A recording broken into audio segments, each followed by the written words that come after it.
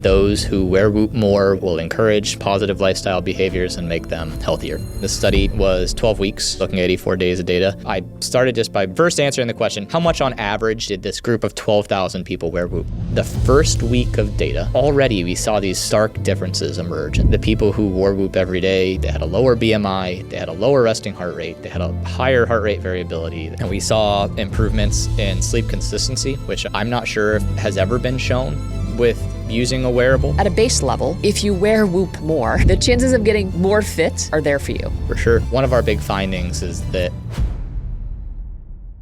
Dr. Grosicki, welcome back. Kristen, or Dr. Holmes, should I say? Thrilled to be on. That's right. Well, really pumped to talk about this research. So before we get into this awesome study that was drawing on nearly 1 million days and nights of data across almost 12,000 Whoop members and showed this super cool dose-response relationship to wearing Whoop more and greater gains in sleep quality and physical activity and other key biometrics like resting heart rate and heart rate variability. It was just a really cool study.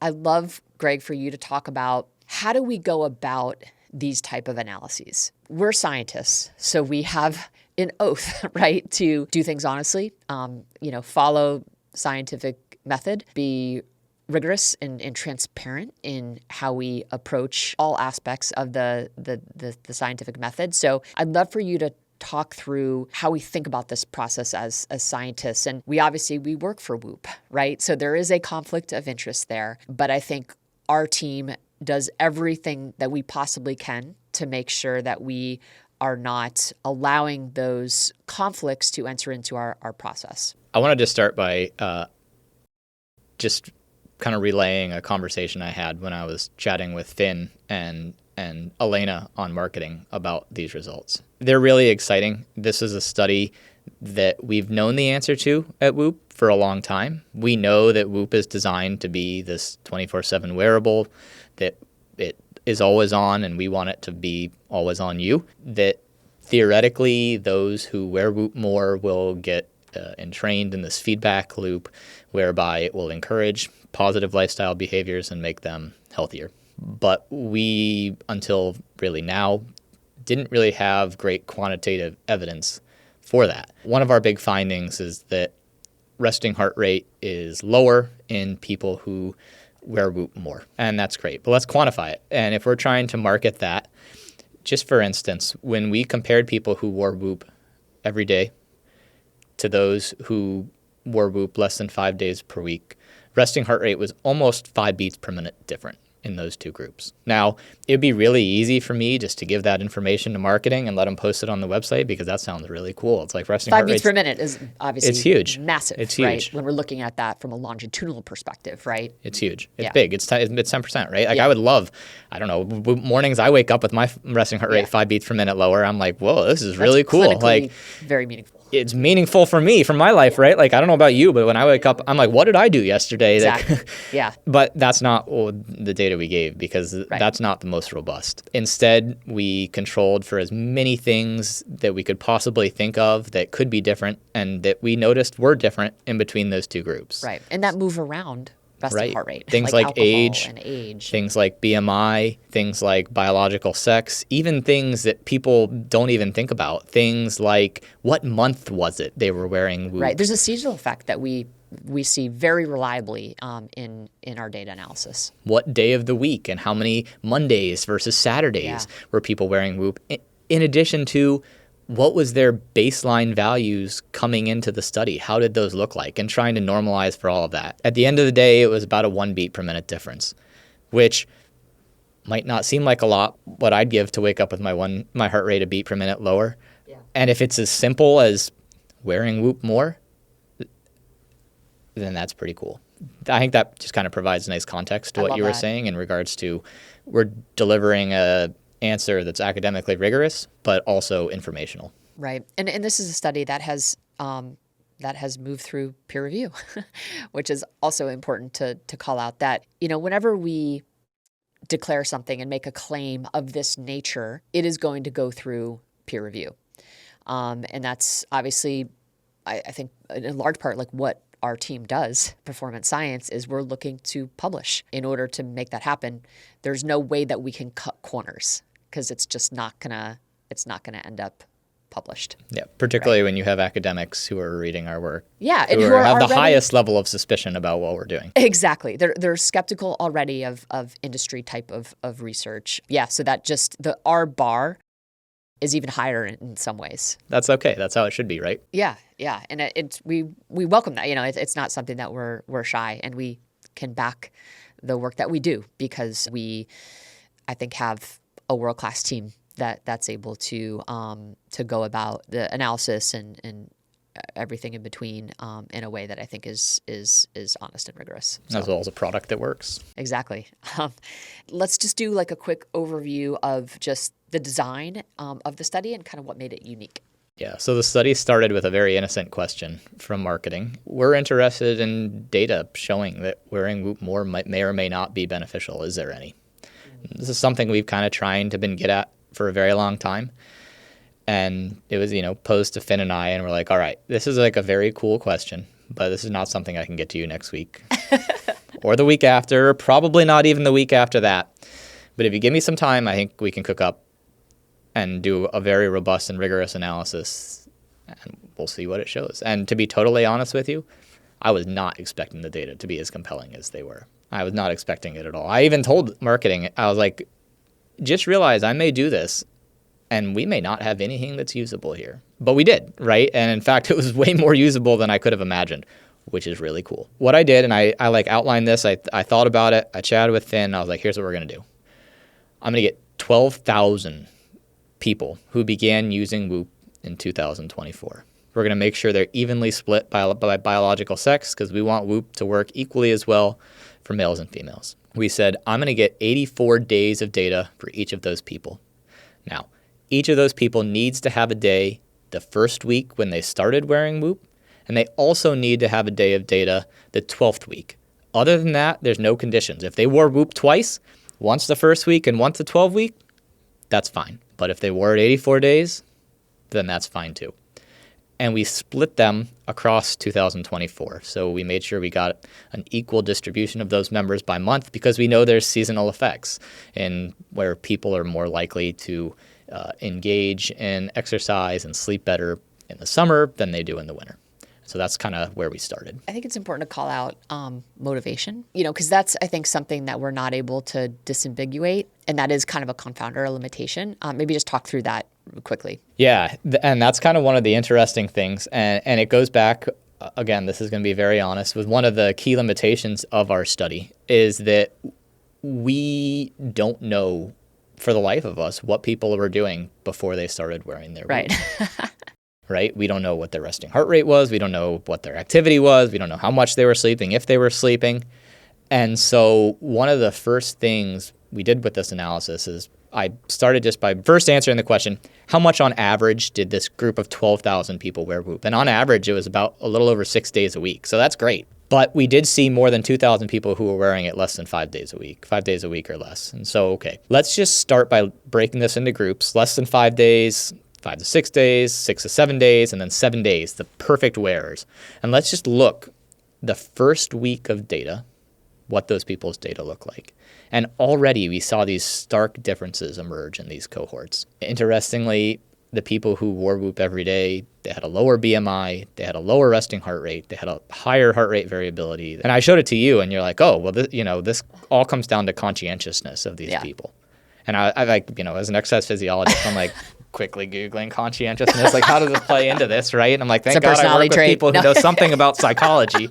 But you can talk maybe a little bit about that maybe. The challenges, right, with not having some of this context when we're doing this type of research is that we don't really understand the motivation behind why people are doing what they do, right? And how that moves around these biometrics, these objective data, physiological data. One of the things that we try to do in our research is we try to have an understanding of personality. We try to have an understanding of psychological kind of functioning. And in every study, we're not able to do this. This is a retrospective analysis, right? Not a perspective. And we don't really have in our data a lot of this trait kind of information. So it does create a limitation for us in terms of being able to really understand or create a profile of people who actually get fitter on our platform versus not. But I think this is amazing start to really just say, hey, at a base level, if you wear Whoop more, the chances of getting more fit are there for you. And I think, at the highest level, that's what we're able to see. But I think it's important just to call out the fact that we don't really understand the motivation behind why people are doing what they're doing, why they're wearing it. And I think if we're to hypothesize, well, yeah, those folks are probably more conscientious, right? Right. And just baseline, when they're coming into wearing Whoop, those who are more likely to wear Whoop 7 days a week probably are more fit. Right. But those also tells us that those behaviors maybe go hand in hand, right? Yeah, totally. And so if you see being more physically active or working on sleep consistency is a big hurdle, it's like, well, maybe you could start with something that's way more simple. Yeah. Keeping Whoop on your wrist for 7 days a week. When people are trying to improve their body composition and are weighing themselves every day, that helps.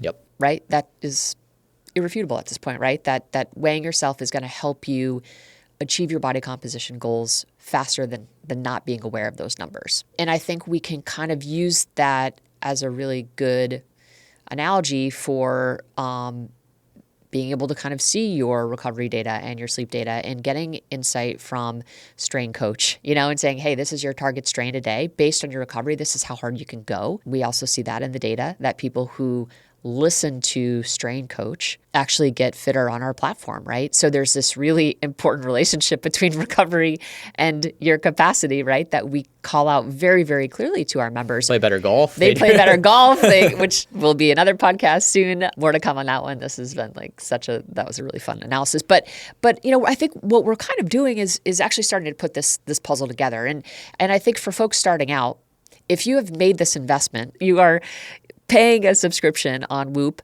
wear it. Pay attention to the data and see what happens. Chances are you're going to improve your cardiorespiratory fitness. That's what we see. That's what these data show. Yeah. And it starts with the lifestyle behaviors, right? That was maybe one of the key findings of this study, I would say, was that we saw that, but the improved lifestyle behaviors. Now, again, keep in mind the study was 12 weeks, so we're only looking at 84 days of data. And we saw improvements in sleep consistency, which I'm not sure if has ever been shown with using a wearable. Definitely not. Or really any interventions improving sleep consistency, because it is just such a new and emerging indicator of health. And frankly, I would be willing to bet that most people, when they come on Whoop, don't even really know what sleep consistency is or have any understanding of the importance of it. So I think that's like a worthwhile thing to talk about. And I think the realization that sleep duration is so important it's now well known. The American Heart Association brought it into their Life's Essential 8, along with things like not smoking and being more physically active and maintaining body weight and maintaining a healthy glucose. But now healthy sleep has come in there. But when you look at the detailed instructions, it says sleep between 7 to 9 hours a night. But you and I know the science says that actually isn't the most important aspect of sleep. It's really sleep consistency, because that's the primary driver of sleep quality. We can talk about the data that exists. Now I feel like there's more evidence coming out. Every quarter, I feel like there's a new paper published around sleep regularity and sleep consistency. And we know from Daniel Widger's paper that was published in January of 2024 that looked at mortality risk. They found in that study that sleep regularity, what we call sleep consistency, was a greater predictor of all-cause mortality or mortality risk than sleep duration. So just to emphasize your point that, duration matters, right? You need to be getting the right amount of sleep cycles. But if you can focus on sleep consistency, and again, wearing Whoop, it's going to be very obvious to you that sleep consistency is the number, it is an input to healthspan, right? For all the reasons that we're talking about. We know that it ladders up to all-cause mortality and mortality risk. It's something that you should be aware of and measuring, right? Yeah. So if you want to... It's now a key player in our sleep performance, right? It's finally a key player in our sleep performance. So when you're looking at your kind of aggregate score of how well you're sleeping, sleep consistency is now part of that algorithm. You want to try to keep your sleep consistency around 85%, and that is going to contribute positively to your health span. And we see people who wear Whoop more improve their sleep consistency. And again, it's just by being peripherally aware of these data points, they kind of nudge you in the right direction. We saw in another paper that we have in peer review right now with sleep, our Core 4 challenge is another paper where we see that these 4 behaviors, zone 2, breath work, morning sunlight, and time-restricted eating, all of which kind of have this circadian component, drive sleep consistency. And a lot of these behaviors are things that we're nudging you toward in the coaching experience on our platform. When we think about reducing all of the noise that is out there around what are the things that you should be focusing on to improve your health, I think we have done a really elegant job of wrestling to the ground what is most important for your health span. And a big piece of that is just wearing the sucker so you can get that insight. Yeah. And packaging that, the latest science into it. The Windward paper you were talking about, UK Biobank, 2022, and it's already in the app, and we're already driving people towards it, right? Yep. And sure enough, people come in, they probably don't know about sleep consistency. The nice thing about sleep consistency, and this is something I talk about all the time, is I can want to sleep more, and you can't will it. I can't go to bed at night and say, tonight is going to be the night where I am going to get 9 hours of sleep, because the truth is my body doesn't sleep 9 hours. It just isn't going to happen. Right. But what is really easy is for me to say, at 9 o'clock, I'm going to get in bed and shut my eyes. And I may fall asleep or I may not, but that's besides the point. And then at 6 a.m., when my alarm wakes up, I'm actually going to get up and get out of bed. Those are very actionable, easy things to do. Yeah. And in the golf paper, we see that in athletes who slept more one year than the other, their performance didn't improve at all. However, those who slept more consistently, their score went down, they had fewer poor shots, and they were playing better golf, right? So our data is supporting this body of literature, and it's just going to keep coming out. And one of the really unique things and cool and insightful things about this recent analysis is we showed that over the 12-week period, on aggregate, the group increased their sleep consistency. And that's never really been shown before. No. And so that's pretty cool. It's so cool. And I think it's worth spending this time on sleep consistency because, I think we're really working hard given what we know in terms of the relationship between health and performance. It is the driver, right? It is the behavior. I think it's worth us spending a little bit of time. How do we actually back into sleep consistency? To your point, I can have the best intention to fall asleep at 9:30 or 10 o'clock at night, but if I am not creating conditions during the day that enable me to feel sleepy at that time, I am never going to be able to achieve sleep consistency, right? And I know when people look at healthspan, the number one mover of healthspan is sleep consistency, right? So people need to understand how do they actually improve sleep consistency, given that it's the number one input to your pace of aging, right? It's gonna age you faster the more variable your sleep-wake time, okay? Bottom line. So how do we actually fix it? So if you think about, all right, this entire month, what time can I get up every single day reliably? And you want to try to stay within a half-hour window left or right of that. You can control when you wake up. Okay. To your point, Greg, you can't control when you fall asleep. So you set your alarm, let's say for 6:30 a.m. That's the time that I can wake up, for the rest of the month. And you get up at that time and you view as much artificial light, natural light as you can at that time. And that's going to basically set your circadian rhythm and help you feel sleepy about 15, 16 hours later. It's a very simple behavior that you can do, but that is the way to get yourself to create a condition that allows you to fall asleep at a regular time. The other piece to that is after the sun goes down, you need to start restricting light. Doesn't mean you have to be in complete darkness, but at half an hour before you want to fall asleep, you need to be in very dim light. That is what is going to release your melatonin, which is that hormone that is going to help facilitate sleep onset. So those are really the two big things that you need to do. There are more things that you can do, but those are the kind of the non-negotiables if you are interested in stabilizing when you go to bed and when you wake up, i.e. sleep consistency. Yeah, and there's great data from the group at, I think it's in Australia, that showed that athletes who slept more consistently slept more efficiently. Monash, that's it. Yeah. Sorry. Yeah, 100%. Yeah. And so again, you're fixing something that's actionable, what time you go to bed and what time you wake up, and you're improving things that aren't necessarily actionable. Yeah. Or they are, but only indirectly. The group at Monash found this. There's other evidence that sleep consistency is really the big driver of sleep quality, right? And that's when all this restoration happens. Yeah. Is it Charlie Sargent's paper that you're referring to? Because Sargent. Okay, that's, yes. He's from CQU, Central Queensland University. Yeah. So Charlie, but I think there's some folks from, I think Elise Faster-Child was on that paper too from Monash. Yeah. But yeah, it was a great group. It was a great paper. And again, I think it just the literature just keeps piling up. The evidence keeps piling up that sleep consistency is the big needle mover, which I feel really grateful for because I've been talking about this since 2017. I feel like it.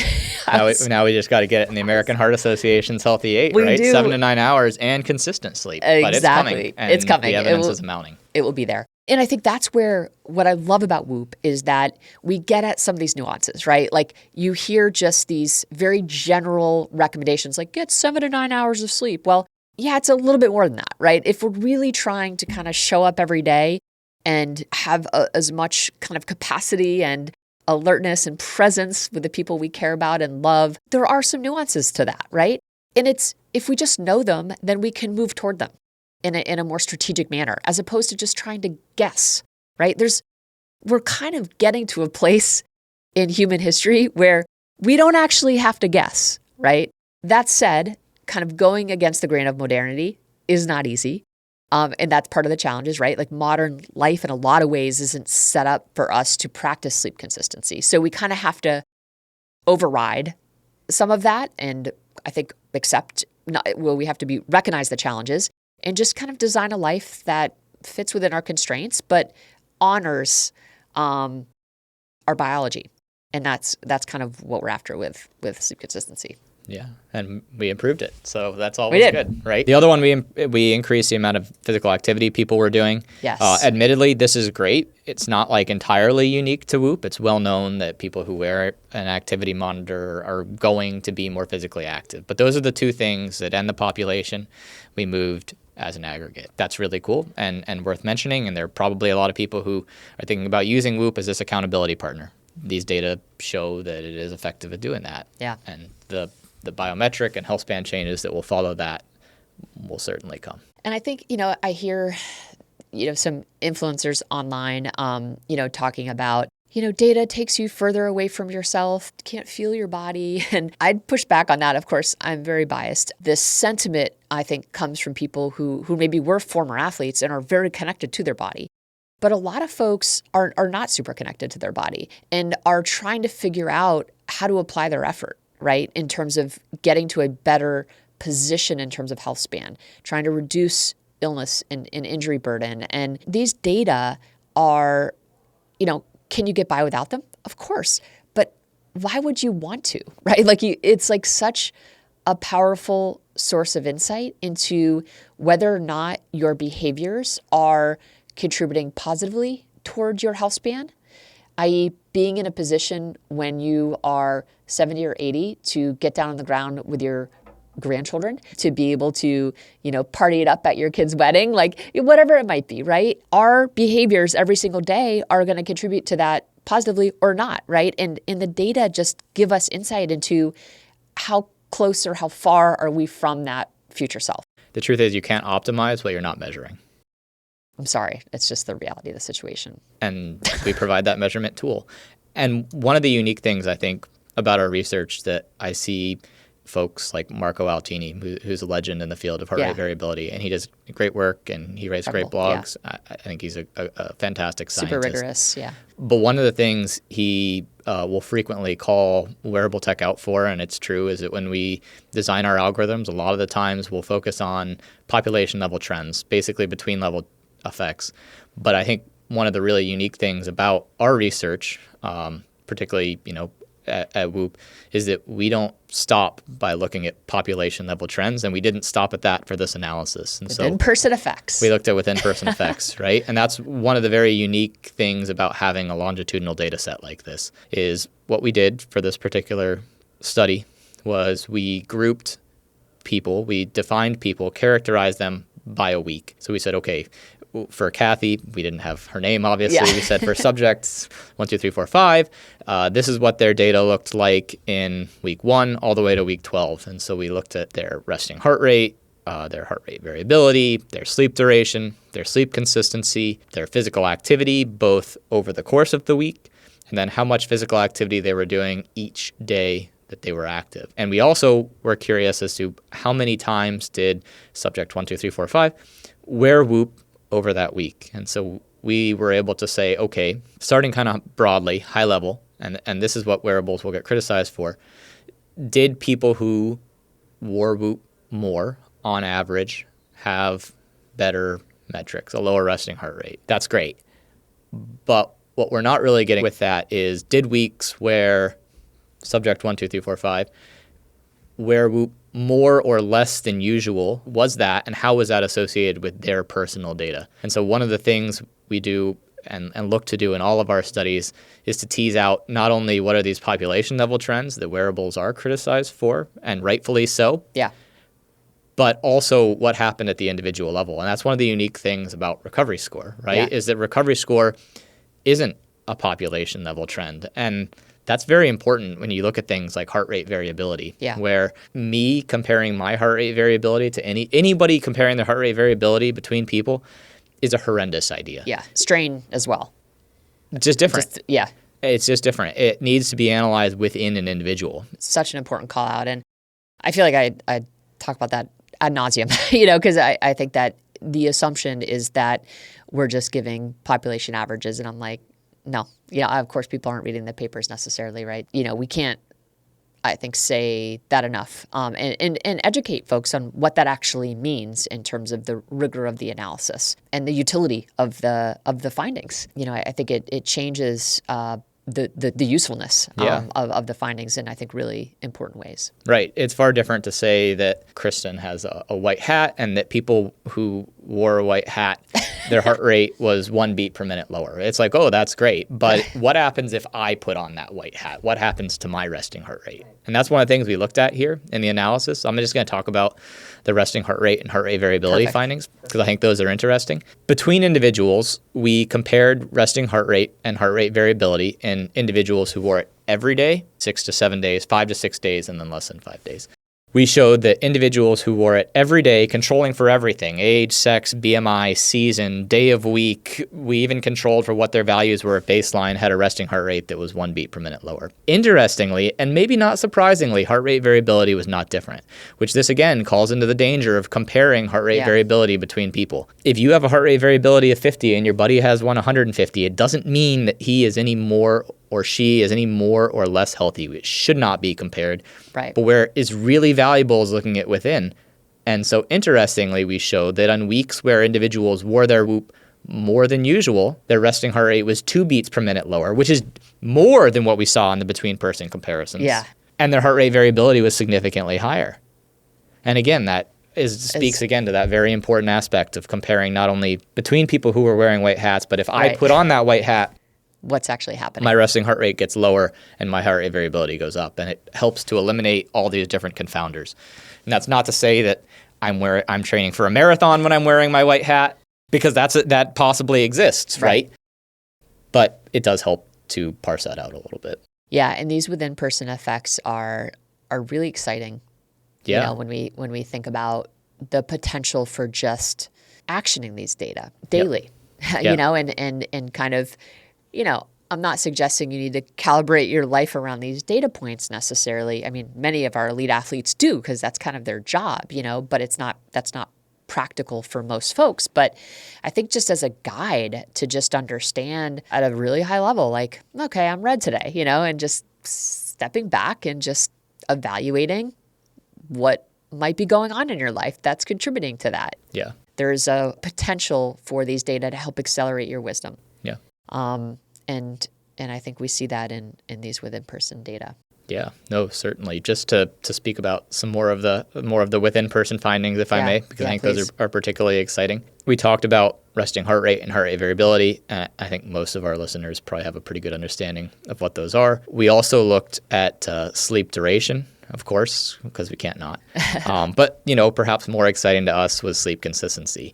And what's really cool is when the between and within-person effects kind of line up. And in this particular situation, they did. And they don't always, which is sometimes even more interesting. We showed that people who wore their Whoop every day compared to less than 5 days a week slept for over 20 minutes longer per day. So almost 2.5 hours more of sleep per week than those who were wearing it less than 5 days. Yeah, it doesn't sound like a lot, but 14 minutes is clinically significant. Yeah. And So these when you people are get to sleeping 20 20 minutes. Yeah. Yeah. I mean, that's that, and that adds up, has a Yeah. compounding I would kill effect. for an extra 20 hours of sleeping. 20, I know. Too bad I can't extend the week to 14 days, I know, right? I know. And with in-person, we saw the same Right. thing.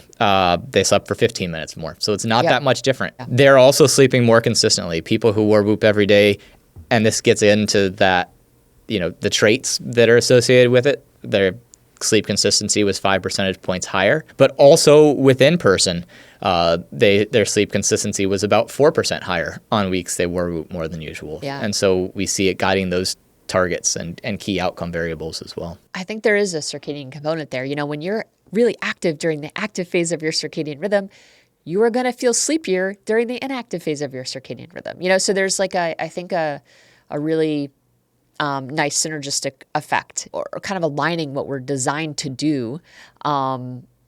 It is going to make a difference, and I think that's probably one of the reasons why we reliably see sleep consistency improve in parallel to activity levels. Yeah, I think it's time for a sleep consistency study. What do you think?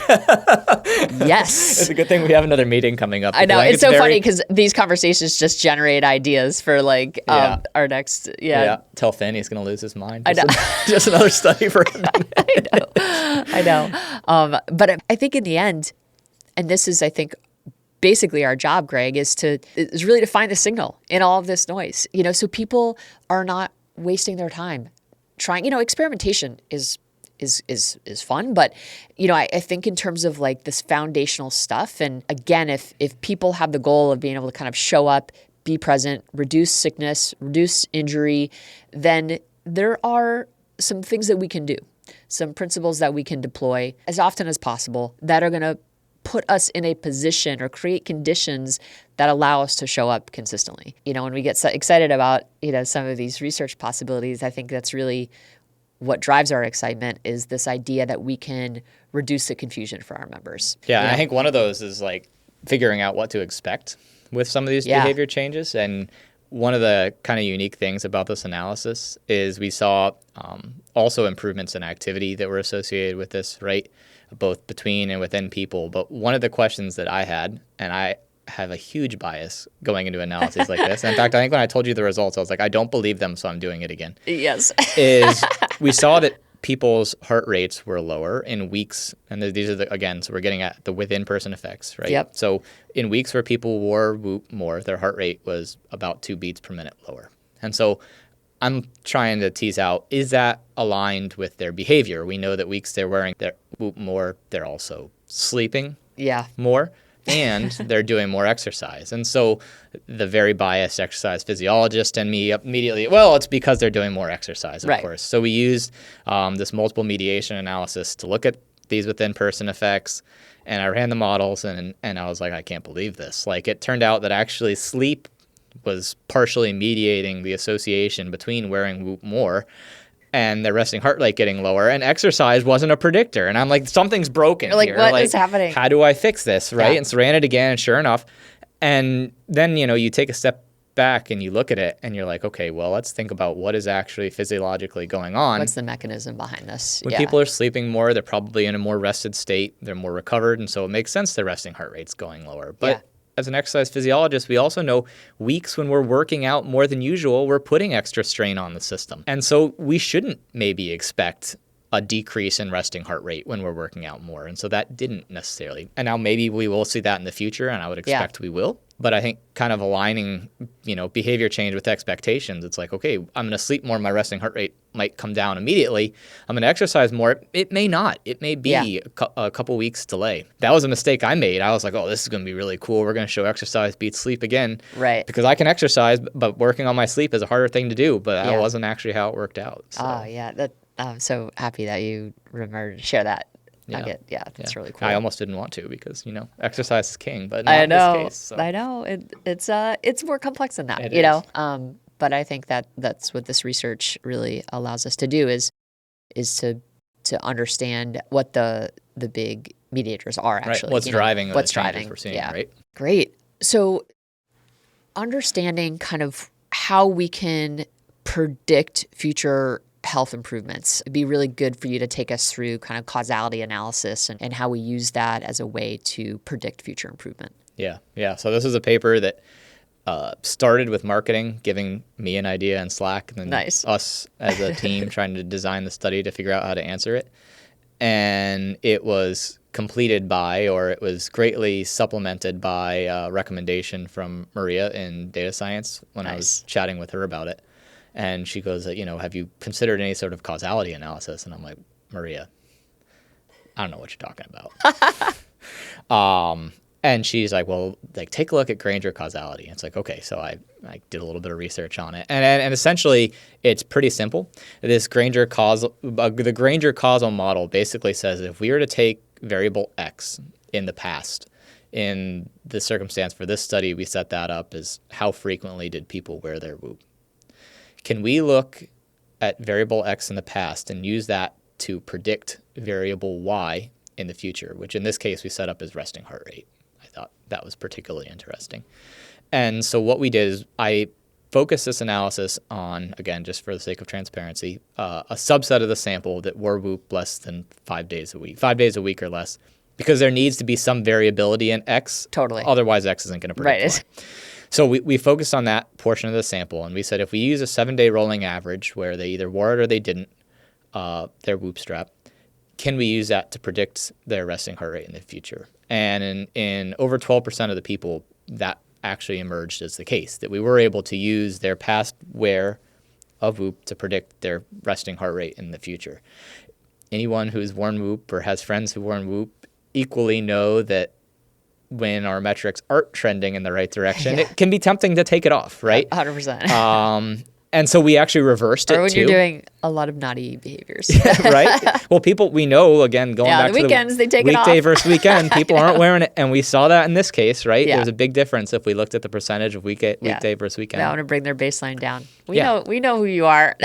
Yeah. And we ran it in reverse as well. And while we did see some signal, there was about 7 or 8% of the people were able to predict it. That's not nearly as strong as where past wear predicts future resting heart rate versus vice versa, where it was like, does resting heart rate in the past predict wear time in the future? It wasn't as strong.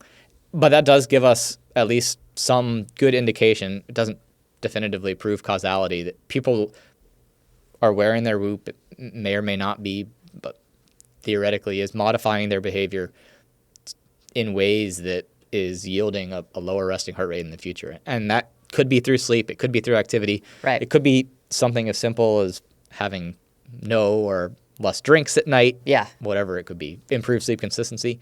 But I think that was one thing that some combination of all of those things probably. Yeah.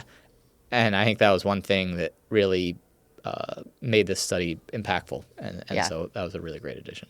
I love it.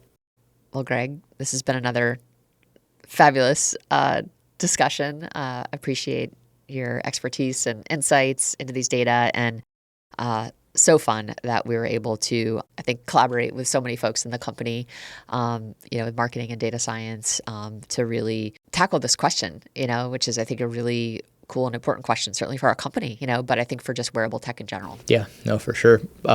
Pleasure to be on the conversation, and obviously to work for a company that cares about their science like this. So love it. Thank you so much. Thank you.